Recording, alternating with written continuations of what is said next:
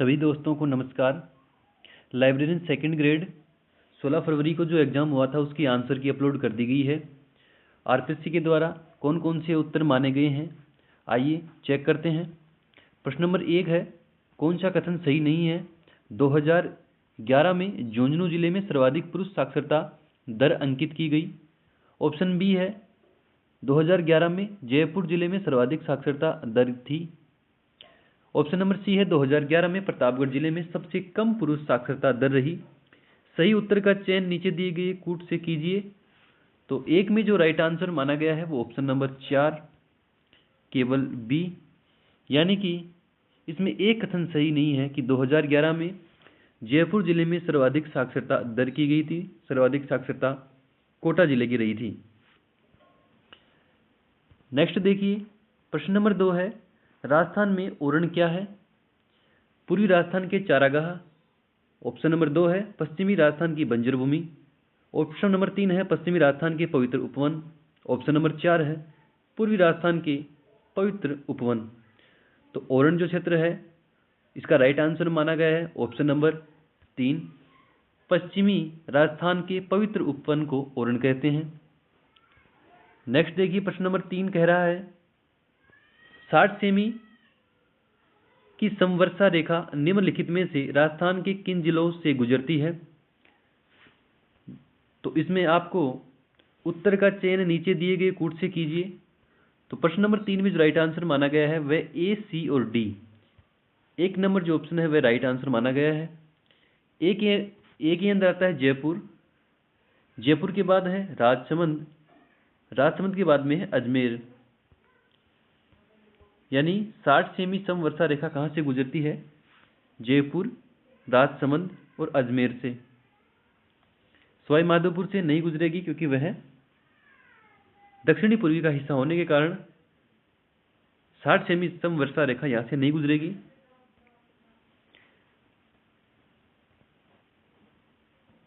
प्रश्न नंबर 4 है, सोनालिका, गंगा, सुनहरी और चंबल 65 उच्च उत्पादक किसमें है? प्रश्न नंबर 4 में राइट आंसर हो जाएगा ऑप्शन नंबर 3 सोनालिका गेहूं, सुनहरी और चंबल 65 गेहूं की किस्में हैं। प्रश्न नंबर 5 देखिए, सूची 1 को सूची 2 से सुमेलित कीजिए तथा नीचे दिए गए कूट से सही उत्तर का चयन कीजिए। सूची 1 में पर्यटन स्थल और सूची 2 में अवस्थिति दी गई है। लोहागढ़ भरतपुर में है, स्वर्णकोठी टोंक में, दिलवाड़ा मंदिर माउंट आबू में और केला देवी करौली में।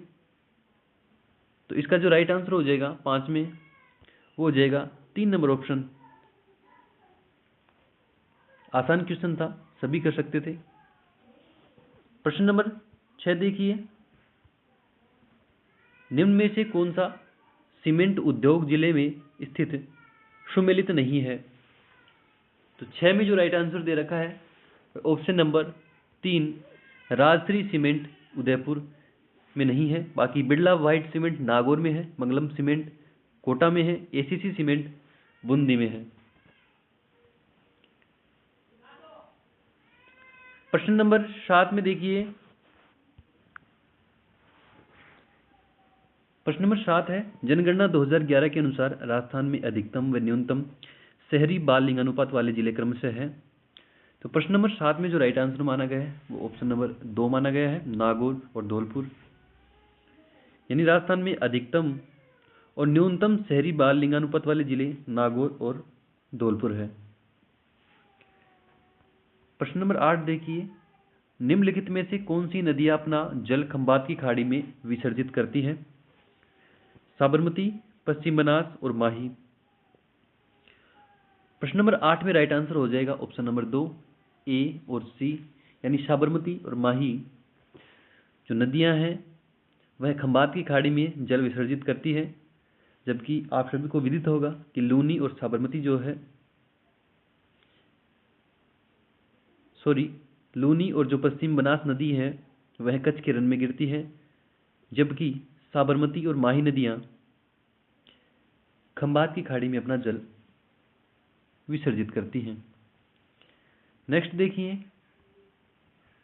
प्रश्न नंबर 9 है बिलाली तथा बरवाड़ा है, तो 9 में राइट आंसर हो जाएगा ऑप्शन नंबर 4 उत्तरी अरावली की चोटियां। प्रश्न नंबर 10 है सूची 1 को सूची 2 से सुमेलित कीजिए तथा सही उत्तर का चयन नीचे दिए गए कूट से कीजिए। भेड़, गोवंश, ऊंट, बकरी। सूची 2 में नस्लें दे रखी हैं, तो भेड़ की नस्ल कौन सी है? भेड़ की नस्ल सोनाड़ी है, गोवंश की गिर है, ऊंट की बीकानेरी है और बकरी की बरबड़ी है।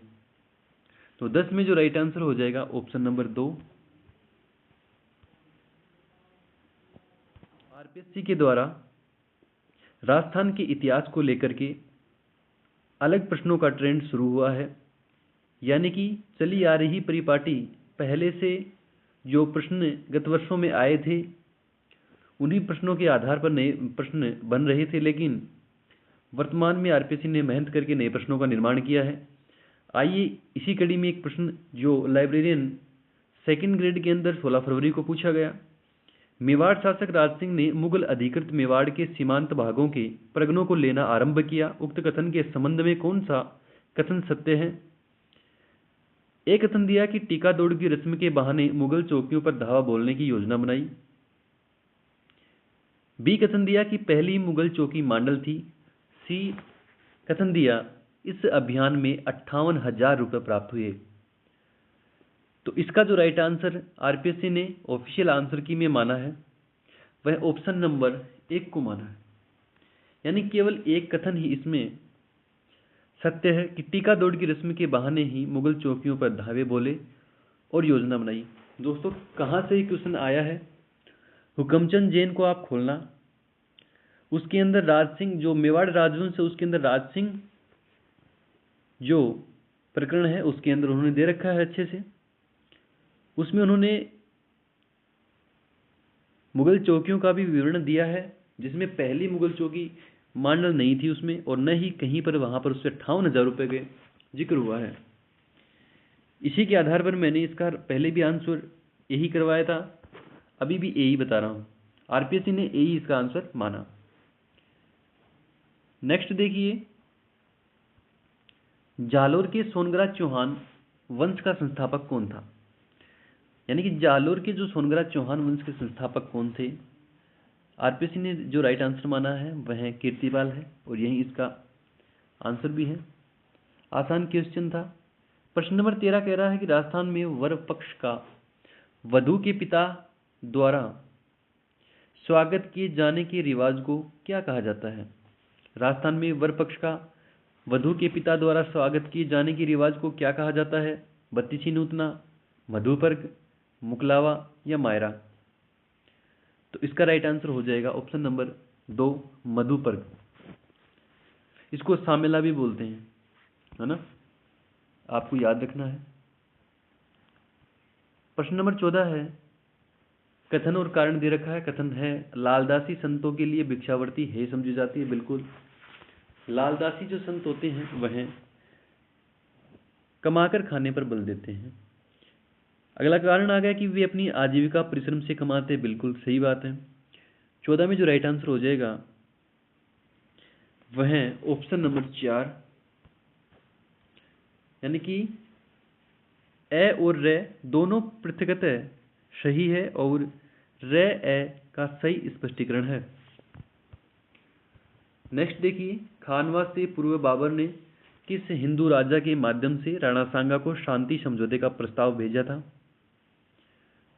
तो 15 में जो राइट आंसर हो जाएगा वह ऑप्शन नंबर ए, रायसेन के सिलहदी तंवर को भेजा था। प्रश्न नंबर 16 है, खलकानी माता गधा मेला जयपुर जिले के किस गांव में आयोजित किया जाता है? तो वह भावगढ़ बंदा गांव है। 16 में 3 नंबर राइट आंसर हो जाएगा भावगढ़ बंदा। प्रश्न नंबर 17 है, निम्न में से किसके द्वारा 1857 की क्रांति के दौरान रानी लक्ष्मीबाई और तात्या टोपे को आर्थिक सहायता उपलब्ध करवाई गई? 17 में जो राइट आंसर हो जाएगा वह ऑप्शन नंबर 2. अमरचंद भाटिया के द्वारा रानी लक्ष्मीबाई और तात्या टोपे को आर्थिक सहायता देने के उपलक्ष्य में ही इन्हें फांसी की सजा दे दी जाती है और इन्हें राजस्थान का मंगल पांडे भी कहते हैं। प्रश्न नंबर 18, मारवाड़ चित्रकला शैली की ठिकाना कला के अंतर्गत निम्न में से क्या सम्मिलित नहीं है? तो घाणेराव, रिया और बिणाय यह मारवाड़ के अंदर आती है, जबकि बनेड़ा, सामोद ये जो क्षेत्र हैं, ये चित्र शैलियाँ हैं, वह मेवाड़ के अंदर आती है। तो 18 में जो विकल्प नंबर 2 है बनेड़ा, वह इसका राइट आंसर हो जाएगा। प्रश्न नंबर 19 है, किशनगढ़ की फल्गुबाई किस नृत्य से संबंधित है? तो चरी नृत्य से वह संबंधित है। ऑप्शन नंबर 4 इसका राइट आंसर हो जाएगा। प्रश्न नंबर 20 देखिए, चित्तौड़ किले में स्थित कौन सा मंदिर मूलतः एक सूर्य मंदिर था? अच्छा प्रश्न है। 20 में जो राइट आंसर है वो कालिका माता मंदिर एक सूर्य मंदिर था। कौन सा मंदिर? कालिका माता मंदिर। नेक्स्ट देखिए, स्वाई जयसिंह के द्वारा चित्रकारों के लिए बनाए गए कारखाने क्या कहलाते थे? तो 21 में राइट आंसर हो जाएगा ऑप्शन नंबर 4 सूरतखाना। तस्वीरारों कारखानों भी इसको बोलते थे ना। स्वाई जयसिंह के द्वारा जो चित्रकारों के लिए बनाए गए जो कारखाने थे वो सूरतखाना या तस्वीरारों कारखानों। प्रश्न नंबर 22 है, राजस्थान के किसान खेत जोतते समय परंपरागत रूप से किस लोक देवता की जीवनी के गीत गाते हैं? तो खेत जोतते समय वह ऑप्शन नंबर 4 तेजाजी के गीत गाते हैं।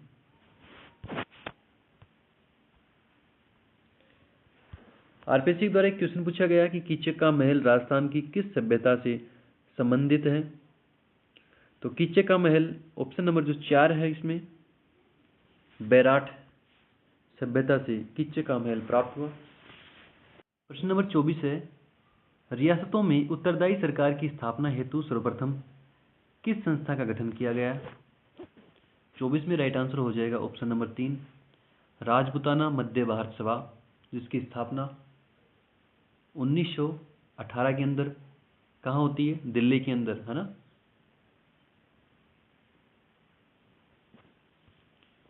प्रश्न नंबर नेक्स्ट देखिए 25, निम्नलिखित पिंगल साहित्य की रचनाओं को उनके लेखकों में सम्मिलित कीजिए। तो 25 में जो राइट आंसर है 3 नंबर, 1 में 3 नंबर यानी अवतार चरित्र जो है वह नरहरि दास की है। बी में 1 नंबर रामगुण सागर है वह प्रताप कुंवरी की है। विनयमाला दयाबाई की है और अणबे वाणी रामचरण जी की है। अणबे वाणी किसकी है? रामचरण जी की है। अवतार चरित नरहरि दास की, रामगुण सागर प्रताप कुंवरी की, विनयमाला दयाबाई की और अणबे वाणी रामचरण जी की। नेक्स्ट प्रश्न देखिए, मेवाड़ के राज चिन्ह में एक और भील और दूसरी ओर राजपूत के अंकन की प्रथा किस मेवाड़ शासक के काल में प्रारंभ हुई? 26 में राइट आंसर हो जाएगा प्रताप। प्रश्न नंबर 27 देखिए, एक ही आंदोलन के क्या उद्देश्य थे? ए में कथन दे रखा था कि राज्य व जागीरदारों द्वारा भीलों के किसी भी प्रकार के शोषण का विरोध। ब कथन था राज्य व जागीर की कचहरियों या न्यायालयों का बहिष्कार। स विकल्प था या स कथन था भीलों व ग्रासियों का सामाजिक उत्थान। 27 में जो आरपीसी ने राइट आंसर माना है ऑप्शन नंबर 4 सभी कथन सही हैं।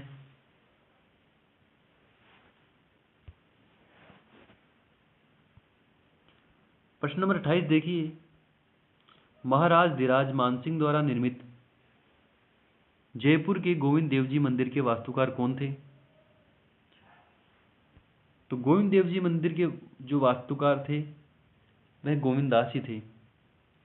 28 में आरपीसी ने ऑप्शन नंबर जो 2 है गोविंद दास को सही माना है।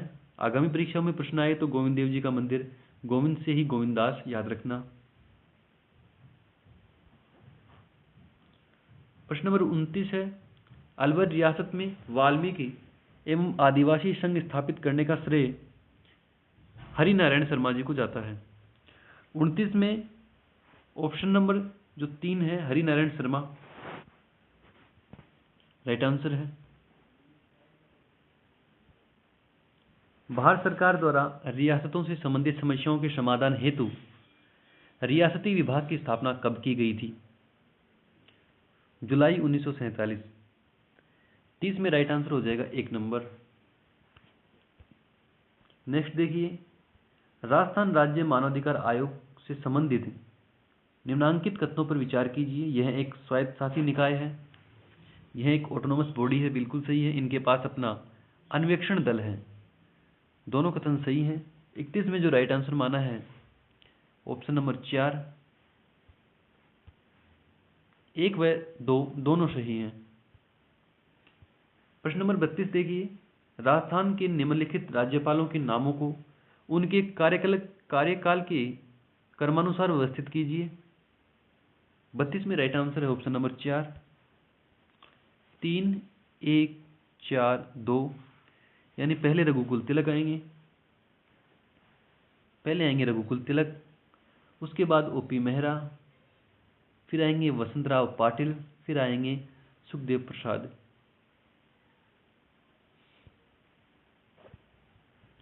प्रश्न नंबर 33 देखिए, निम्नांकित में से कौन राजस्थान की 14वीं विधानसभा के अध्यक्ष थे? 14वीं विधानसभा के अंदर 33 में राइट आंसर हो जाएगा 1 नंबर, प्रद्युमन सिंह।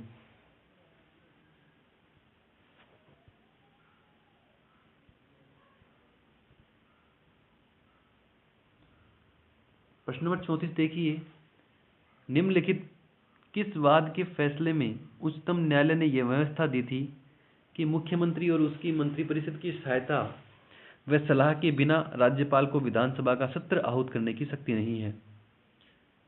34 में ऑप्शन नंबर 4, नबाम रेबिया वाद, नबाम रेबिया वाद के अंदर।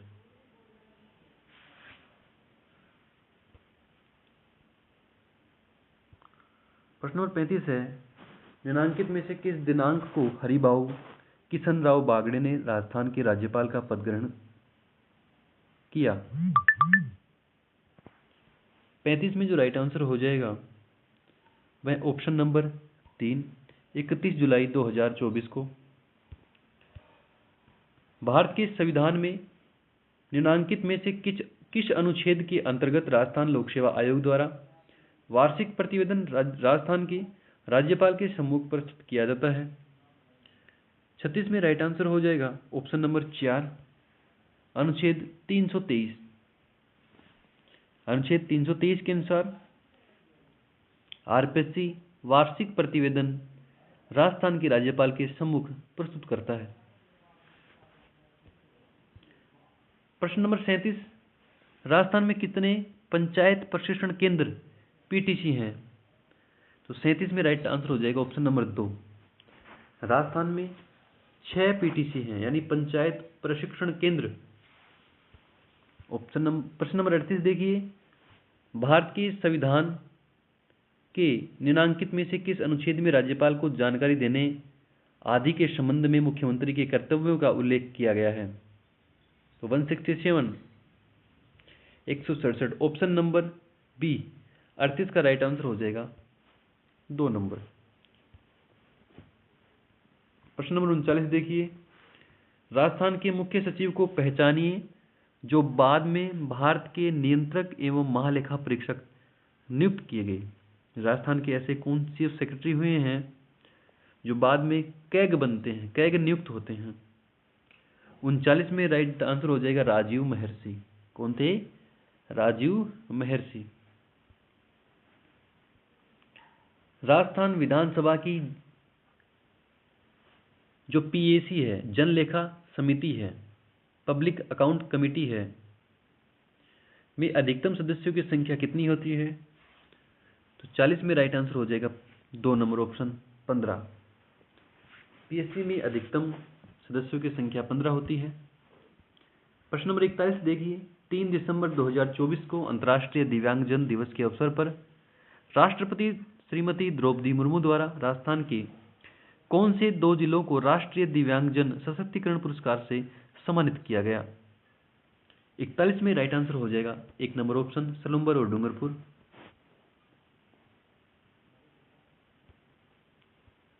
प्रश्न नंबर 42 देखिए, सितंबर 2024 में निम्नलिखित में से किस लेखक को राजस्थानी साहित्य की असाधारण सेवा के लिए दीपचंद जैन साहित्य पुरस्कार दिया गया? 42 में राइट आंसर हो जाएगा विकल्प नंबर 1, डॉक्टर चंद्र प्रकाश देवल को दीपचंद जैन साहित्य पुरस्कार दिया गया।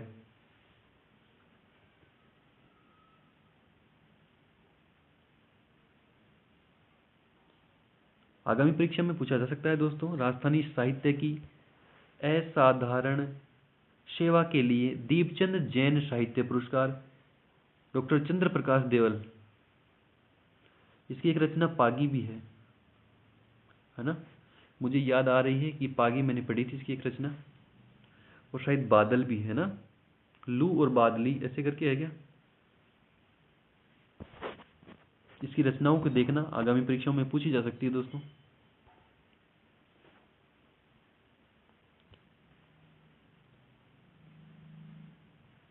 प्रश्न नंबर 43 है, राजस्थान की एमएसएमई नीति 2024 के बारे में निम्नलिखित में से कौन सा कथन सही नहीं है? तो 43 में जो राइट आंसर माना है वह ऑप्शन नंबर 1, क्वालिटी सर्टिफिकेशन व आईपीआर पर 5 लाख रुपए तक पुनर्भरण सहायता, यह कथन गलत है। बाकी तीनों कथन सही दिए गए हैं। प्रश्न नंबर 44 देखिए, अक्टूबर 2024 में 68वीं राजस्थान राज्य स्तरीय साइकिलिंग प्रतियोगिता का आयोजन कहाँ किया गया था? तो 44 में राइट आंसर हो जाएगा भीम, राजसमंद के अंदर। नेक्स्ट देखिए, हाल ही में सितंबर में देखिए करंट अफेयर्स के क्वेश्चन जो है वो पूछे गए हैं और काफ़ी हद तक स्टैंडर्ड के प्रश्न पूछे गए हैं। आपको चाहिए कि आप करंट अफेयर को भी अच्छे से तैयार करें।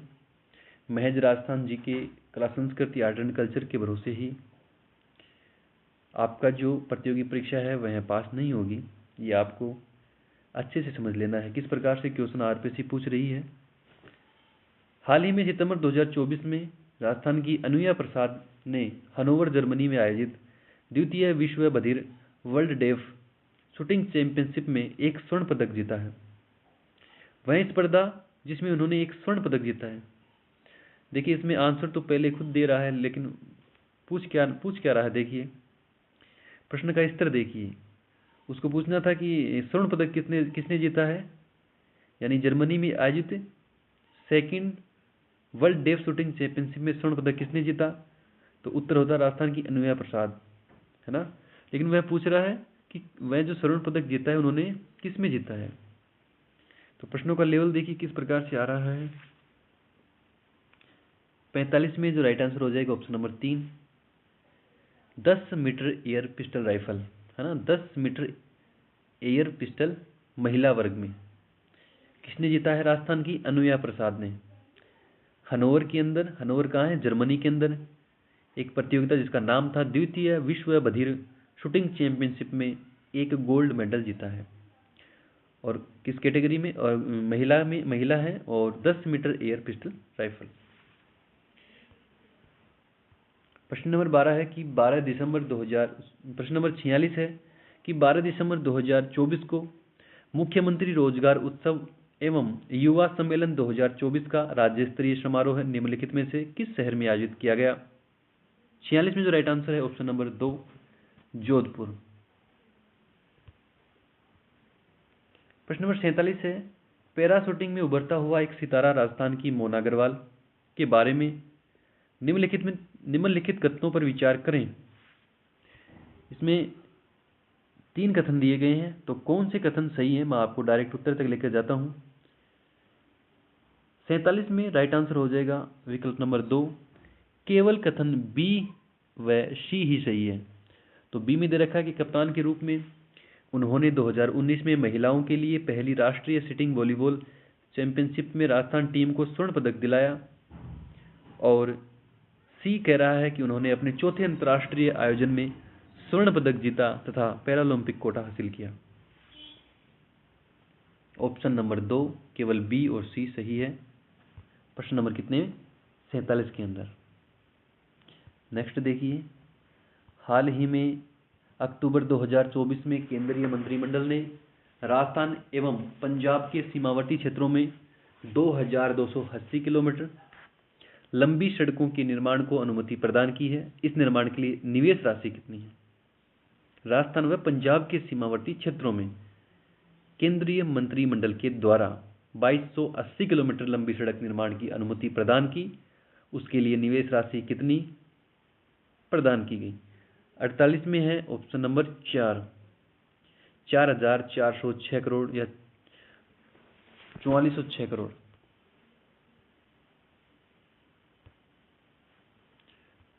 प्रश्न नंबर 49 देखिए, राजस्थान में अक्षय ऊर्जा के क्षेत्र में 3 लाख करोड़ रुपए के निवेश के लिए राजस्थान सरकार और किस देश के मध्य 22 अक्टूबर 2022 को एक एमओयू पर हस्ताक्षर किए गए हैं?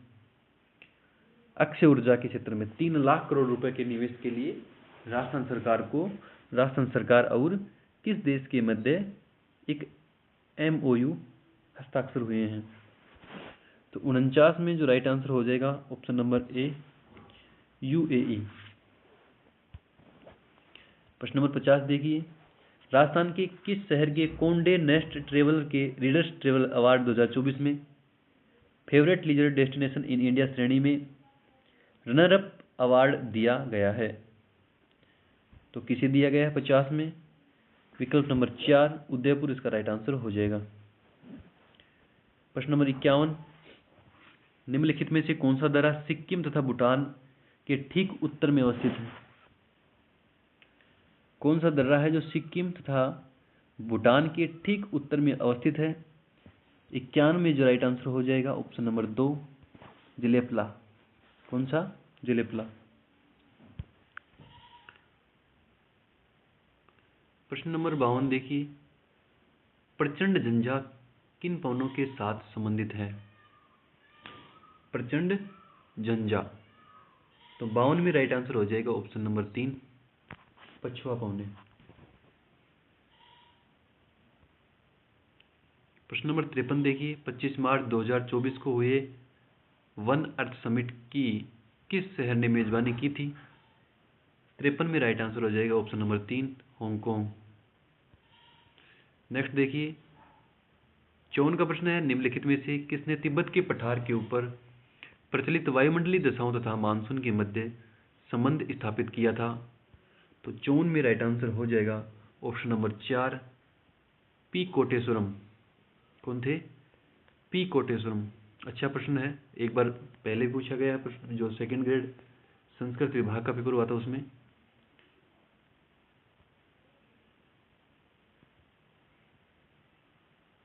प्रश्न नंबर 55 देखिए, सूची 1 को सूची 2 से सम्मिलित कीजिए तथा सही उत्तर का चयन नीचे दिए गए कूट से कीजिए। सूची 1 दे रखा है जिसमें सर्वोच्च पर्वत शिखर है, सूची 2 दे रखा है जिसमें महाद्वीप है। तो इसका राइट आंसर देखते हैं। 55 में जो राइट आंसर है वह 1 नंबर है, यानी कि ऑप्शन माउंट कोजिस्को, ये कहाँ है? तो ये ऑस्ट्रेलिया के अंदर है। विभिन्न रेखा माउंट मैकाले, माउंट मैकाले कहाँ है? उत्तर अमेरिका के अंदर। माउंट एल्ब्रुस कहाँ है? तो माउंट एल्ब्रुस है यूरोप में। और माउंट किलिमंजारो कहाँ है? तो माउंट किलिमंजारो है अफ्रीका के अंदर। कहाँ है? अफ्रीका के अंदर। तो इसमें 1 नंबर राइट आंसर हो जाएगा। प्रश्न नंबर 55 में 1 नंबर राइट आंसर हो जाएगा। 56 का देखिए, कौन सा परमाणु ऊर्जा परियोजना राज्य में स्थित सुमेलित नहीं है? 56 में राइट आंसर हो जाएगा 2 नंबर ऑप्शन। केगा आंध्र प्रदेश में नहीं है, यह है कर्नाटक में है। जबकि नरोरा उत्तर प्रदेश में है, कलपक्कम तमिलनाडु में है, काकरापार गुजरात में है। कई बार प्रश्न पूछा गया है।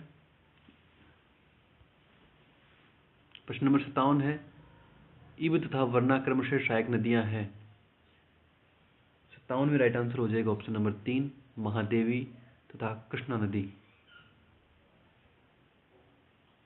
58 है, वर्ल्ड माइग्रेशन रिपोर्ट 2024 के अनुसार 2020 में पुरुष तथा महिला अंतर्राष्ट्रीय प्रवासियों का प्रतिशत क्रमशः कितना था। 58 में राइट आंसर हो जाएगा ऑप्शन नंबर 2, पुरुषों का था 51.9% तथा महिलाओं का था 48.1%। नेक्स्ट देखिए 16 क्या है। ऑप्शन नंबर 4, नीलगिरी के शीतोष्ण वन। क्या है? नीलगिरी के शीतोष्ण वन को क्या कहते हैं? 16 कहते हैं। प्रश्न नंबर 60 देखिए, निम्नलिखित में से किसमें सबसे अधिक लवणता है। 60 में जो राइट आंसर हो जाएगा ऑप्शन नंबर 3, लाल सागर में सर्वाधिक लवणता है।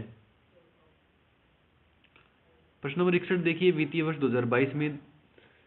2022 से 2028 के बीच निम्नलिखित राज्यों में से किस राज्य में पीएम मित्र पार्क स्थापित नहीं किया जा रहा है। तो 61 में राइट आंसर हो जाएगा राजस्थान।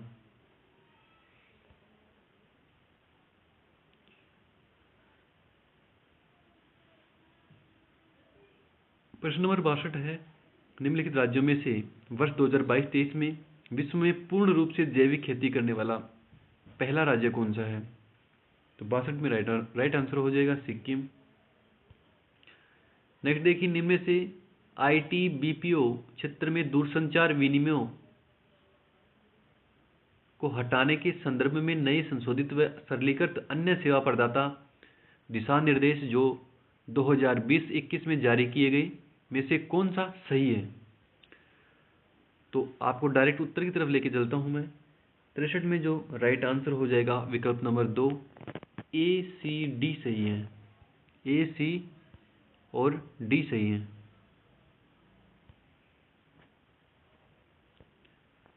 63 में 2 नंबर जो विकल्प है वह क्या हो जाएगा, सही हो जाएगा। आप मिलान करके देखना। नेक्स्ट प्रश्न है, आत्मनिर्भर भारत के लक्ष्य को प्राप्त करने और इस्पात क्षेत्र को बढ़ावा देने के लिए केंद्र सरकार ने अक्टूबर 2023 में किस जिले में नगर नार इस्पात संयंत्र स्थापित किया है। नगर नार इस्पात संयंत्र। 64 में जो राइट आंसर हो जाएगा विकल्प नंबर 1, बस्तर। भारत के विदेशी व्यापार के संबंध में निम्न कथनों पर विचार करें। 65 में सीधे राइट आंसर की तरफ लेकर चलता हूं। 65 में जो राइट आंसर हो जाएगा विकल्प नंबर 3, ए बी सही है।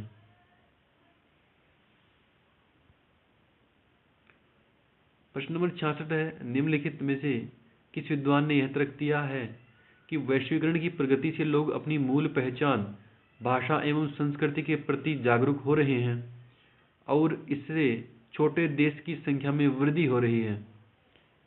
66 का राइट आंसर हो जाएगा जॉन नाइस्बिट।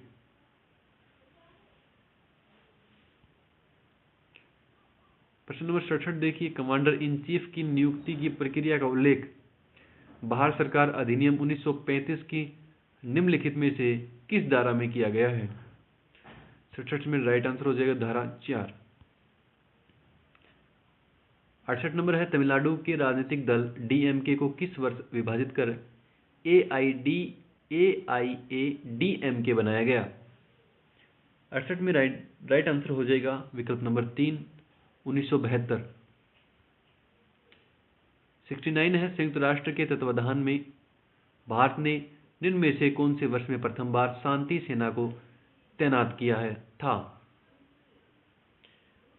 69 में राइट आंसर हो जाएगा 1 नंबर 1950।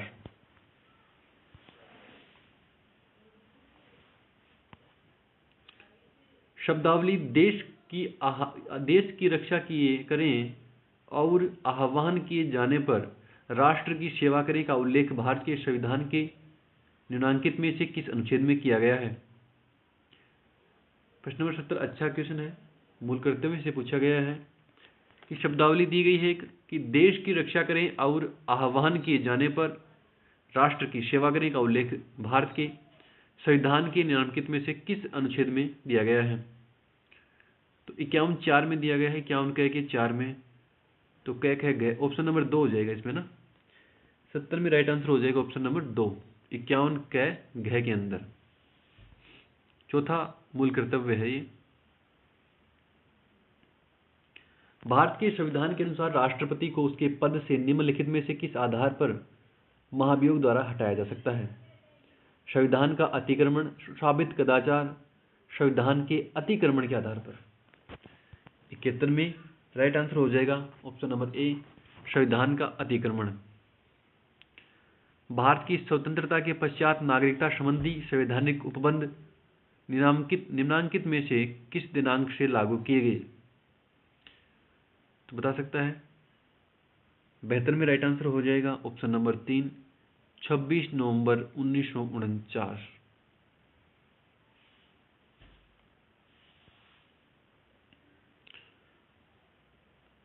प्रश्न नंबर 73 है कि भारत की प्रभुता और अखंडता शब्दावली को भारत के संविधान के अनुच्छेद 19(2) में निम्नांकित में से कौन से संशोधन अधिनियम द्वारा अंत स्थापित किया गया?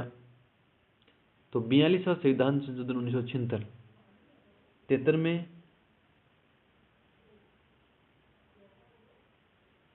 दोस्तों ये प्रश्न दूसरा पूछ रहा है। प्रश्न बोल रहा है कि भारत की प्रभुता और अखंडता शब्दावली को भारत के संविधान के अनुच्छेद 19(2) में निम्नांकित में से कौन से संशोधन द्वारा अंत स्थापित किया गया? तो 73 में राइट आंसर है ऑप्शन नंबर 4, 16वें संशोधन अधिनियम के द्वारा।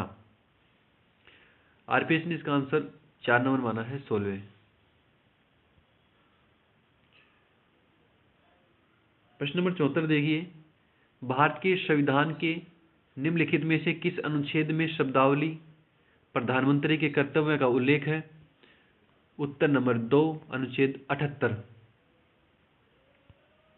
प्रश्न नंबर 75 है, भारत शासन अधिनियम 1919 के प्रावधानों के अंतर्गत निम्नांकित में से कौन सा विषय केंद्रीय विषय की सूची में सम्मिलित नहीं था?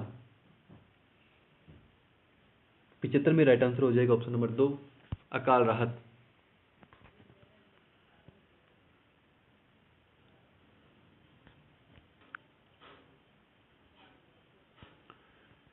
प्रश्न नंबर 76 देखिए, भारत की संविधान सभा में सदस्यों की संख्या की दृष्टि से सबसे बड़ी समिति कौन सी थी? 76 में विकल्प नंबर जो 4 है इस राइट आंसर हो जाएगा मौलिक अधिकारों, अल्पसंख्यकों और जनजातीय एवं बहिष्कृत क्षेत्रों पर सलाहकार समिति जो थी भारत के संविधान सभा में सदस्यों की संख्या से सबसे बड़ी समिति थी। भारत शासन अधिनियम 1935 की 7वीं अनुसूची में विधायी सूचियों की संख्या थी। तो सूची 3 प्रकार की थी उसमें। 77 में राइट आंसर हो जाएगा विकल्प नंबर 3, संघ सूची, राज्य सूची और समवर्ती सूची। प्रश्न नंबर 78 है, लोकसभा निर्वाचन 2024 के संबंध में निम्नांकित में से कौन सा राजनीतिक दल का नाम जीती गई सीटों की संख्या युग्म सही सम्मिलित नहीं है? तेलुगु देशम ने कितने जीते, जनता दल ने कितने, शिवसेना ने कितने, द्रविड़ मुनेत्र कड़गम ने कितने जीते? लोकसभा निर्वाचन 2024 की बात हो रही है जिसमें एक कथन है या एक विकल्प सुमेलित नहीं है। 78 में राइट आंसर हो जाएगा विकल्प नंबर 3, शिवसेना उद्धव बाला साहेब वाली, उसमें 10 नहीं थे। तो कितने थे अगर आपको मालूम है तो आप कमेंट बॉक्स में जरूर बताना। नेक्स्ट प्रश्न देखते हैं, 79 का है, निम्नांकित में से क्या वैश्वीकरण का एक पक्ष नहीं है? तो कौन सा नहीं है? डायरेक्ट उत्तर की तरफ लेके चलता हूं। 79 में उत्तर नंबर 3, अंतर्राष्ट्रीय एनजीओ की भूमिका में गिरावट। बाकी भू आर्थिक क्षेत्रों का उदय, राष्ट्र राज्यों की प्रभुसत्ता का क्षरण और अभिशासन का विप्रदेशीकरण करना है। जबकि अंतर्राष्ट्रीय एनजीओ की भूमिका में गिरावट करना इसका एक पक्ष नहीं है। शांतिपूर्ण सहअस्तित्व के 5 सिद्धांतों पंचशील की संयुक्त घोषणा भारत ने किस देश के साथ की थी? तो 80 में जो राइट आंसर हो जाएगा विकल्प नंबर 1, चीन के साथ।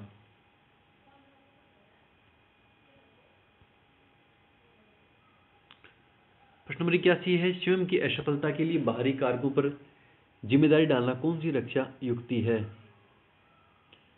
स्वयं की असफलता के लिए बाहरी कारकों पर जिम्मेदारी डालना तो है युक्तिकरण।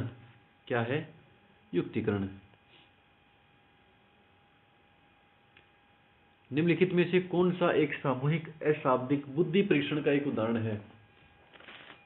सामूहिक अशाब्दिक बुद्धि परीक्षण का उदाहरण है। 82 में जो राइट आंसर हो जाएगा विकल्प नंबर 2, रेवेन के प्रोग्रेसिव मैट्रिसेस परीक्षण। प्रश्न नंबर 83 है, क्रिया प्रसूत अनुबंधन सिद्धांत के अनुसार जिस पुनर्बलन अनुसूची में प्राणी को प्रत्येक उपयुक्त अनुक्रिया को करने के बाद पुनर्बलन मिलता है उसे क्या कहा जाता है? 83 में जो राइट आंसर हो जाएगा विकल्प नंबर 3, सतत पुनर्बलन अनुसूची। प्रश्न नंबर नेक्स्ट 84, आइंजे के अनुसार व्यक्तित्व का प्रकार जिसमें व्यक्ति में सावैंगिक नियंत्रण कम होता है, इच्छा शक्ति कमजोर होती है तथा सामाजिकता का अभाव होता है, क्या कहलाता है? 84 का जो राइट आंसर हो जाएगा विकल्प नंबर 2, स्नायु विकृत व्यक्तित्व। नेक्स्ट देखिए, संवेगात्मक बुद्धि का घटक जिसमें व्यक्ति दूसरों के अभिप्रेरण एवं संवेगों को समझता तथा उसकी पर्याप्त पहचान करता है, क्या कहलाता है? तो 85 में राइट आंसर हो जाएगा ऑप्शन नंबर 2, परानुभूति।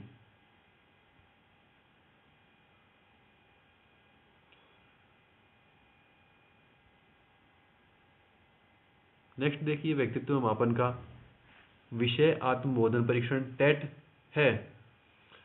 86 में राइट आंसर हो जाएगा ऑप्शन नंबर 4, प्रक्षेपण तकनीक। प्रश्न नंबर 87 है, जब पूर्व अर्जित ज्ञान, अनुभव तथा प्रशिक्षण किसी नवीन ज्ञान को अर्जित करने में बाधक होता है या उसे कमजोर करता है तो उसे क्या कहते हैं? 87 में राइट आंसर हो जाएगा विकल्प नंबर ए, ऋणात्मक अंतरण। 88 में एरिक्सन के सिद्धांत में कौन सी मनोसामाजिक अवस्थाएं स्वायत्तता बनाम लज्जा से पहले और बाद में आती हैं?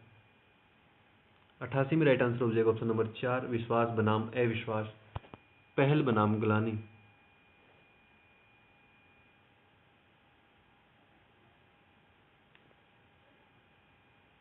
89 में है, निम्नलिखित में से कौन सा प्राथमिक अभिप्रेरक का उदाहरण है?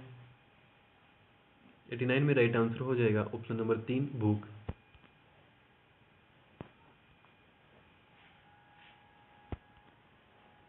90 है, निम्नलिखित में से कौन सा कथन सही है? 90 में जो राइट आंसर हो जाएगा विकल्प नंबर 2, ए बी सी तीनों सही हैं।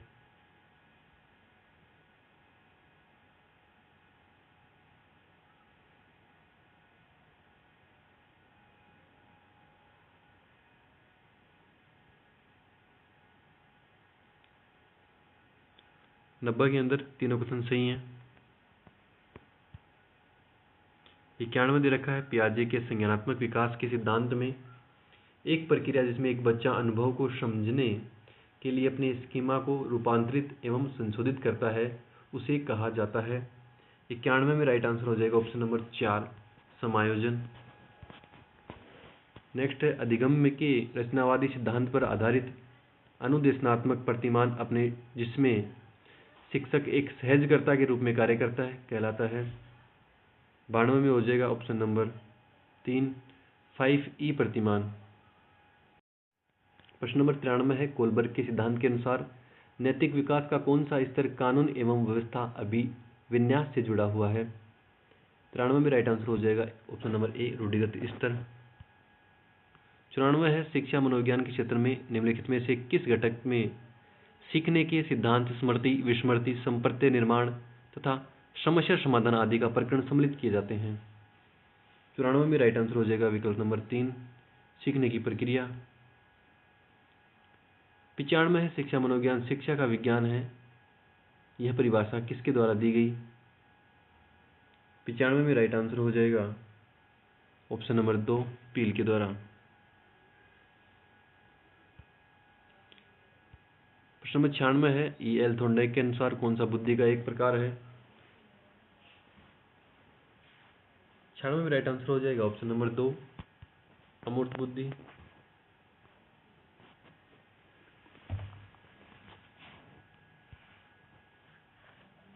प्रश्न नंबर 97 है निम्नलिखित में से किस प्रकार के बच्चों की शिक्षा हेतु संबंधित कार्यक्रम योजना लागू की जानी चाहिए? 97 के अंदर राइट आंसर हो जाएगा विकल्प नंबर 4, प्रतिभाशाली बालक। प्रश्न नंबर 98 है निम्नलिखित में से कौन सी विशेषता अभिवृत्ति के अर्थ के संबंध में सही नहीं है? 98 में राइट आंसर हो जाएगा विकल्प नंबर ए, अभिवृत्ति सदैव सकारात्मक होती है। प्रश्न नंबर 99 है मिनेसोटा देशिक संबंध परीक्षण क्या मापता है? 99 में राइट आंसर हो जाएगा ऑप्शन नंबर 4, अभिक्षमता। प्रश्न नंबर 100 है व्यक्तित्व विभिन्नता के अनुसार शिक्षा प्रदान करने हेतु अध्यापक बच्चों के विभिन्न क्षमताओं का अध्ययन निम्नलिखित में से किस परीक्षण द्वारा कर सकता है? 100 में जो राइट आंसर है वो विकल्प नंबर 2, ए, बी, सी तीनों कथन सही हैं। तो ये था लाइब्रेरियन सेकंड ग्रेड 16 फरवरी को हुआ एग्जाम, जिसकी ऑफिशियल आंसर की डाल दी गई और उसके द्वारा और मैंने इसका जो आंसर है वो आपको करवा दिए हैं। आप अपने आंसर मिला करके आपको ये बताना है आपके कितने % राइट हो रहे हैं नेगेटिव निकालने के बावजूद। ठीक है, तब तक के लिए आपको बहुत बहुत धन्यवाद। इस वीडियो को अपने दोस्तों के साथ शेयर करें और हमारे चैनल पर अगर आप नए हैं तो आप इस चैनल को सब्सक्राइब जरूर करें। धन्यवाद।